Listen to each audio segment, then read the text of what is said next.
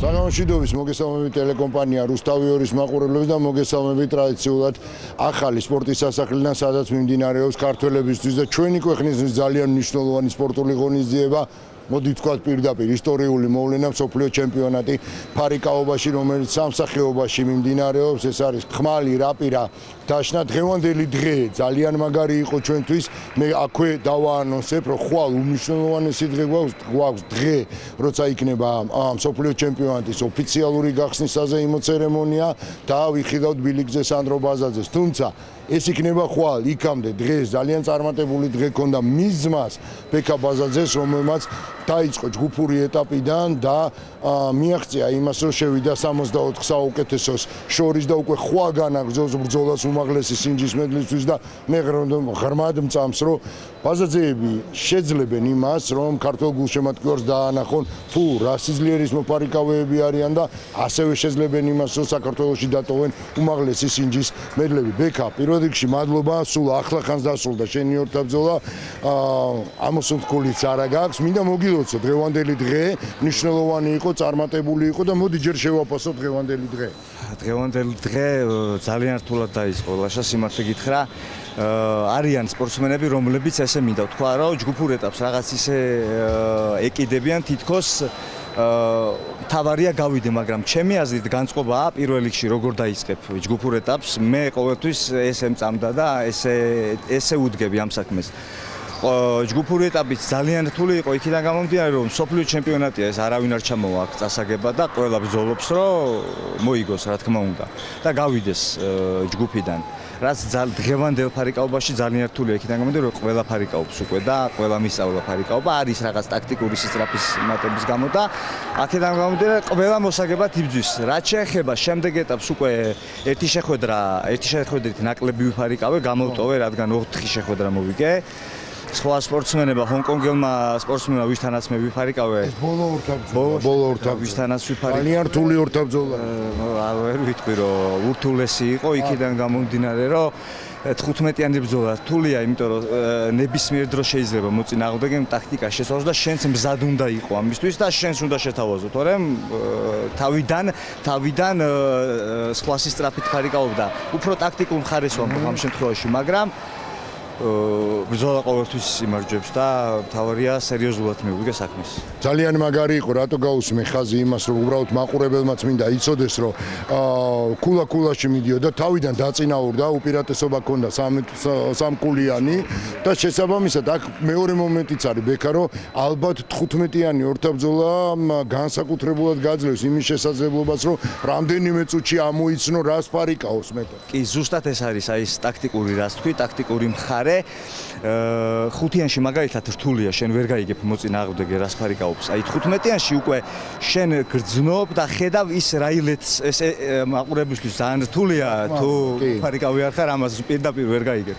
აქედან გამომდინარე რთული იყო დარტყმებს მისდევდა მართალია, მაგრამ მივხვდი, მელოდებოდა. აქედან გამომდინარე მე შევცვალე ტაქტიკა და ღმერთის წყალობით ყველაფერმა კარგად ჩაიარა. კი ბატონო, და შენ აღნიშნე შენთან საუბარში, რომ მსოფლიო ჩემპიონატზე ესე სასეირნოდ არავინ არ ჩამოდის და ჩვენ გვესმის, ხო, რა რეაქციებს, როგორ გამოხატავენ მოფარიკავეები თითოეული ქულის აღებას. ლაშა ზოგადად ფარიკაობა იმდენად რთული სპორტის სახეობა, აქ ეს უფრო გონებრივი სპორტის სახეობა და ძალიან შრომატევადი ფიზიკურად ცალკე უნდა იყო. ამიტომ ძალიან შრომატევადი საქმეა და მე პირადად ჩემი თავიდან გამომდინარე ვამბობ ამას და არა სხვა სპორტსმენები და როდესაც ამდენ შრომას, ენერგიას ხარჯავ და შენ მოლოდინი გაქვს, რა თქმა უნდა ეს ემოცია ყოველთვის იქნება და ის წაგების დროსაც იბრაზეა, ეს აგრესია ყოველთვის იქნება. ჯერ ვერ გაგიშვებ, მე მინდა გითხრათ, რომ გვანცაზადიშვილი და ნინა თიბილაშვილი მოვიდნენ დღეს ბექა ბაზაძის საგულშემატკივროდ და თავისთავად ცხადია, მათთან ინტერვიუს ხელიდან ვერ გაუშვებდით. ამიტომ შემოგთავაზებთ მცირე კომენტარს მათთან და შემდეგ უკვე განვაგრძელოთ საუბარი ბექასთან. ძალიან მიხარია, რომ საქართველოს მასპინძლობს ამჟამად ბარიკაობის მსოფლიო ჩემპიონატს. ორგანიზება ნამდვილად ძალიან კარგია და ძალიან დიდი კმაყოფილება გამოიწვია სხვა ქვეყნის წარმომადგენლებში და პოპულარიზაციის თვალსაზრისით ვფიქრობ, რომ ძალიან კარგია როგორც ბარიკაობის პოპულარიზაციისთვის საქართველოში, ასევე ზოგადად უცხოელებისთვის საქართველოს გაცნობის კუთხით. ფაქტი, რომ საქართველოში პირველად ტარდება მსოფლიო ჩემპიონატი არის ძალიან დიდი მნიშვნელობის მქონე. ჩამოსულია ძალიან ბევრი სტუმარი და აგრეთვე როგორც კომერციული, ასევე ტურისტული თვალსაზრისითაც ძალიან დიდი გამოხმაურება მოყვა უცხო ქვეყნებიდან გამომდინარე და რა ვიცი, რომ ჩვენი ქვეყნისთვის ეს არის უდიდესი მიღწევა. ხოლო რაც შეეხება ჩვენს მოფარიკავებს, გოგონებსაც და ბიჭებსაც, ვუსურვებ ძალიან დიდ წარმატებას და დიდი იმედი მაქვს, რომ კარგ შედეგებს დავუდებთ. კარგ ფეხზე მოვიდნენ ნინა თიბილაშვილი და გვიან საზადიშვილი, რადგან ბექამ დღეს წარმატებით იასპარეზა, მაგრამ ხვალ უფრო რთული დღე გვექნება, ბექა. ხვალინდელი დღე ყველა, 64 საუკეთესო, ხო, რეალურად ჩვენ გვეწყება ეტაპი, როდესაც შეცდომის დაშვების უფლება არა. 64 საუკეთესო ნიშნავს ხვალ უკვე პირველი 16 საუკეთესო ჩაერთვება.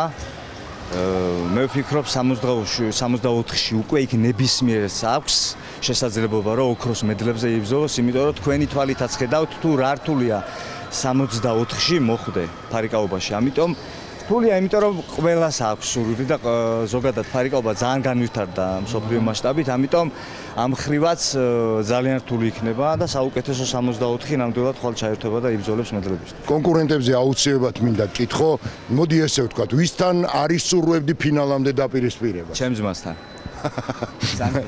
ისე რომ იყო. იმიტომ რომ ყველაზე ტაქტიკურად ძალიან სვალებადი მოფარიკავია აქედან გამომდინარე მასთან. დანარჩენი ხშირ შემთხვევაში მე ნაფარიკავები ვარ ყველასთან, თითქმის აი ტოპ 16-დან.